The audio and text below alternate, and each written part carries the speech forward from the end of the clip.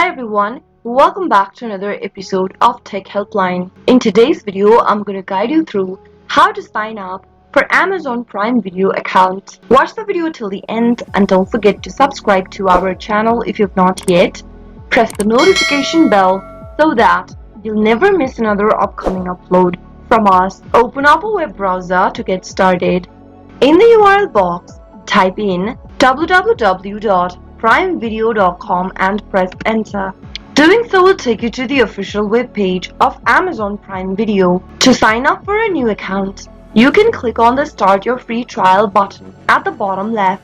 On the next page, click on this Create Your Amazon Account button and follow the prompts till the end. Type in your name in the first text box. Make sure to type in both your first and the last name, and then enter a valid email address on the next field. Now create a password that is at least 6 characters long that you'd like to set for the account, and re-enter the password one more time in the next field.